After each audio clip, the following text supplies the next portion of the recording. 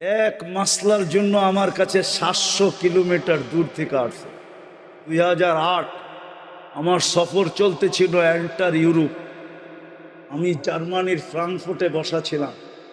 700 kilometre দূর থেকে একজন নবমুসলিম আসছে একটা মাসলা জিজ্ঞাসা করতে। আমি শোনার পরে বলছিলাম, তোর পাও দুইটা দে, আমি একটা চুমা দিয়া নেই। কেননা হাদিসের আলোকে তোর পাও চুমা পাওয়ার যোগ্য। তুই যত জায়গা দিয়ে আসছ, সমস্ত জায়গার তরু লতা গাছপালা মাটির কণা পর্যন্ত তোর জন্য ইস্তেগফারের দোয়া, মাগফিরাতের দোয়া করছে। তুই দে আগে পাও দুইটা চুমা দে। মাসলাটা ছিল, আমি নবমুসলিম, আমার মা বাবা মুসলমান না। ইসলাম, আল্লাহ, রসুল, কোরআন, হাদিস আমার অমুসলিম মা বাবার সাথে কেমন ব্যবহার শিখায়, আমি কেমন ব্যবহার করব। কিন্তু আমি বাংলাদেশে বুড়া হয়ে গেলাম, আজ পর্যন্ত কোনো যুবক আমাকে এসে জিজ্ঞাসা করে যে আমার মা বাবার সাথে আমি কেমন ব্যবহার করব। আপনারা কোনোদিন জিজ্ঞেস করছেন? একজন হাত উঠে বলেন যে আমি কোনো হুজুরকে যে জিজ্ঞেস করছি আমার মা বাবার সাথে আমি কেমন ব্যবহার করব? বলেন। 700 কিলোমিটার দূর থেকে আসছে নবমুসলিম। ওই কাহিনী আমার দিলে গাইথা গেছে, এই জন্য আমি মাঝে মাঝে শুনাই। আমাদের দেশে এটা জানা অনেক সহজ। আল্লাহ কদমে কদমে হক্কানি আলেম দিয়া দিছেন। আমরাঙ্গীর চর দেখলে আমার হাসি লাগে কেন জানেন? বর্ষাকালে আমরা সেই কিল্লার মোড়ের থেকে নৌকায় বসতাম, আর নুরিয়া মাদ্রাসার পুরান বাথরুমের পিছে যায়া নামতাম। মাঝে মাঝে সাইজ সাহেব চলে গেছে মানে হয়, ওনাদের বাড়ির পিছন দিয়া, কুমিল্লা পাড়ার পিছন দিয়ে আমরা যেতে থাকতাম নৌকা দিয়া। এক নুরিয়া মাদ্রাসা ছিল। আজকে কামরাঙ্গীর চরে 500-র উপরে মাদ্রাসা, কয়েক ডর্জন হইল দাওরায়ে হাদিস মাদ্রাসা, পুরুষ মহিলা মিলায়া। বাংলাদেশের মতো সুযোগ আল্লাহ দুনিয়ার কোথাও দেন। শিখার জন্য যদি শিখতে চায়, মন চাহি বাদ দিয়া যদি রব চাহি চায়, মন চাহি বাদ দিয়া যদি মুহাম্মদুর রাসূলুল্লাহর তরিকা শিখতে চায়, তাইলে কদমে কদমে ওলামা, কদমে কদমে মাদ্রাসা, কদমে কদমে আল্লাহওয়ালা। এত আল্লাহওয়ালা এই দুনিয়ার কোনো দেশে না। আমার সফরের জীবনের অভিজ্ঞতা আমি বলতেছি। আমি বেশিরভাগই তো রাত্রে নামি, আর প্লেনে ফার্স্ট ক্লাসে থাকলেও ঘুম হয় না। কেন হয় না জানি না, গাড়িতেও হয় না, প্লেনেও হয় না। আমার একটা নিজের অভিজ্ঞতা বলতেছি।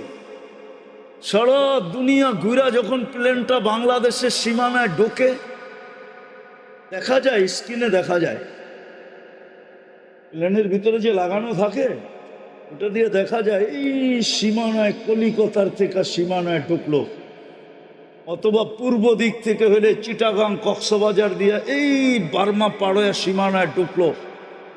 আমার মনে হয় বাংলাদেশের সীমানায় ঢুকলে প্লেনই বলে দেয় যে সীমানায় ঢুকে গেছে। কসম খোদা, আমি আমার অভিজ্ঞতা বলতেছি, শতবারের ফ্লাইয়ের অভিজ্ঞতা বলতেছি। শতবার না, আরো বেশি হবে। কতবার হবে গুনতে হবে। যদিও আমার এই কথাটা অনেকে মানবে না, কিন্তু আমার তাখাইয়ুল বলতেছি, দিলের ধারণা। আমি তো বুঝি যখনই বাংলাদেশের সীমানায় ঢোকে, প্লেনের গতি বা প্লেনের অবস্থা বইলা দেয় বাংলাদেশের সীমানায় ঢুকে গেছে। স্ক্রিনে তাকাইলে দেখা যায় বাংলাদেশের সীমানা। আপনারা মানবেন না আমার কথা, কেননা এই পরিধির আকাশের সম্পর্কটাই একটা ভিন্ন সম্পর্ক। এই দেশের মতো সহজলভ্য দুনিয়ার কোথাও নাই। আসেন আজকে তওবা করা এই দুটা জিনিস, এই দুটা রূপ থেকে নিজেকে বাঁচাই। কাউলুল আমাল, ইত্তেবাউল হাওয়া,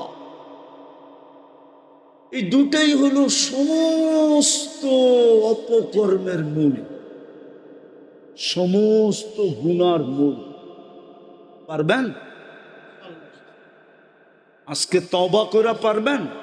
প্রথম তওবা করেন। করলেন তওবা? কে কে তওবা করবেন দেখি? পাক্কা? তাহলে বলে দেন আল্লাহ তওবা করলাম। বলেন বলেন, আল্লাহ তওবা করলাম। নামান, এতটুকুই যথেষ্ট। আল্লাহ এখন প্রথম আকাশে ডাকতেছে, হাল মিন মুস্তাগফির ফাগফির আলা। বন্ধুর উম্মত,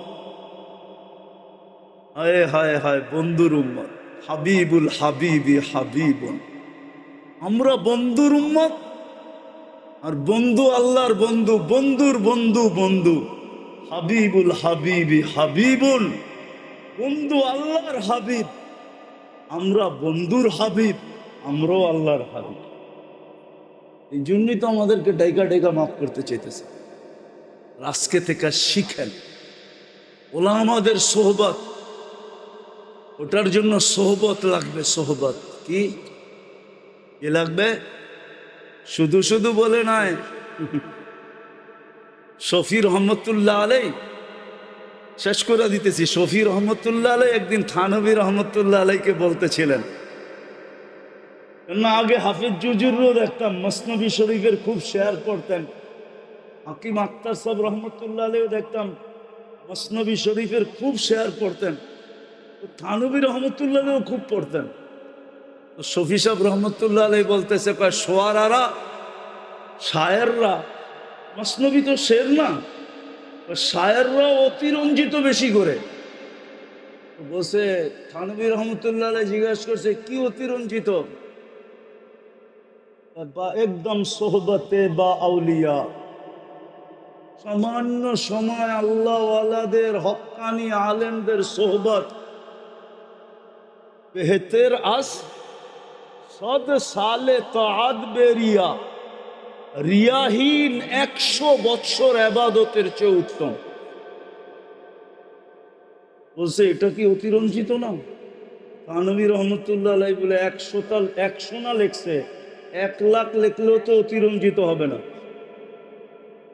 কেননা হইতে পারে যেই মুহূর্ত আল্লাহওয়ালাদের হক্কানি আলেমদের সোহবতে ছিল, ওই সময়টা কবুলিয়াতের ছিল, আর ওই সময় সে আল্লাহর কাছে কবুল হয়ে গেছে। তাইলে তো সারা জীবনের জান্নাত ওই মুহূর্তেই বইনা গেছে। তো লক্ষ কোটি বৎসর বললেই অসুবিধা কি? শফি সাহেব রহমতুল্লাহ আলাইহি বলতেছিলেন, মুফতি আজম শফি রহমতুল্লাহ আলাইহি, আবার হাটহাজারি শফি সাহেব হুজুর মনে করেন না, ওনার নাম আহমদ শফি, আর উনি হলেন মুফতি শফি। হ্যাঁ, উনি বললেন যে এখন আমার বুঝে আসছে, আপনার সোহবতে না আসলে আমার এটাও বুঝে আসছে। ঠিক আল্লাহওয়ালাদের সোহবত লাগবে।